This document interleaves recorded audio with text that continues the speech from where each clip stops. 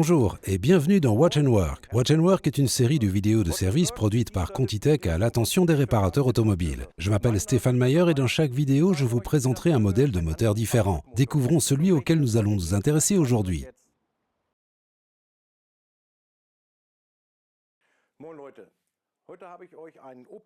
Aujourd'hui, je vais vous présenter un moteur Opel. Il s'agit d'un bloc HDI 1,7 litres de 74 kW issu d'une Opel Corsa C, année modèle 2008.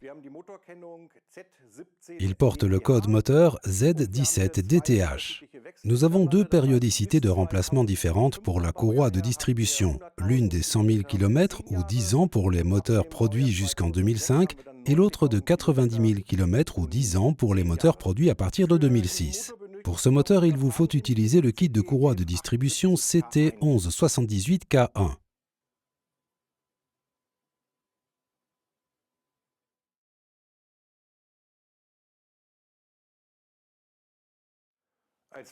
Commencez par préparer le moteur en déposant la protection de soubassement, le support moteur, la courroie striée et le couvercle moteur. Pour retirer le carter de protection de courroie de distribution, vous devez déposer la patte de support moteur, ce pignon d'entraînement et l'amortisseur de vibration. Nous disposons de 3 repères pour le calage de la distribution. L'un se trouve en position 12 heures sur le vilebrequin et doit être aligné. Une vis de 8 mm devra être insérée à ce niveau en position 4 heures environ. Et ici en haut, une vis de 6 mm devra être engagée en position 8 heures. Des vis de 6 ou 8 mm sont les seuls outils spéciaux dont vous aurez besoin. Les repères de pigeage sont à présent correctement réglés. Débloquez maintenant la vis du galet tendeur, vous pourrez ainsi le desserrer en le tournant dans le sens inverse des aiguilles d'une montre à l'aide d'une clé Allen de 6 mm.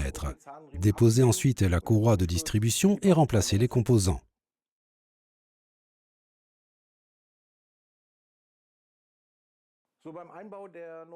Lors de la pose du nouveau galet tendeur, vous devez veiller à ce que le ressort du tendeur n'empiète pas sur la plaque d'embase arrière afin d'éviter tout montage de biais du galet tendeur.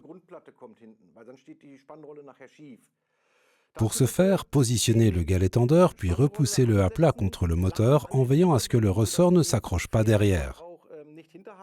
Commencez par serrer la vis légèrement à la main puis accrochez le ressort derrière cette tige filetée. Veillez à ce que le ressort reste bien en place.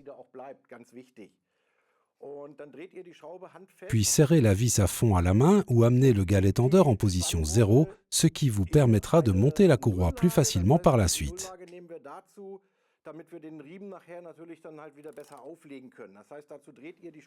Pour ce faire, tournez le galet tendeur dans cette position de sorte que la vis de réglage se trouve approximativement en position 3 heures, puis serrez tout simplement la vis du galet tendeur et mettez en place la courroie.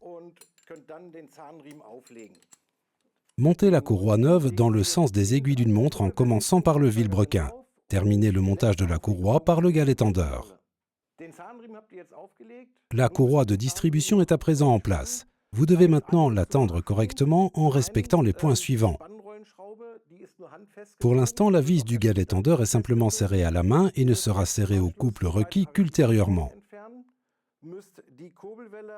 Retirez maintenant les 2 vis de blocage, puis tournez la vis du vilebrequin de 60 degrés dans le sens inverse de rotation du moteur jusqu'à ce que le repère soit aligné avec les dents. Une fois cette opération effectuée, vous devez serrer la vis du galet tendeur au couple de 38 Nm, faire accomplir 6 tours complets au moteur, puis contrôler de nouveau les repères de pigeage. Si les repères de pigeage sont correctement réglés, vous pouvez reposer les pièces du moteur dans l'ordre inverse de leur dépose.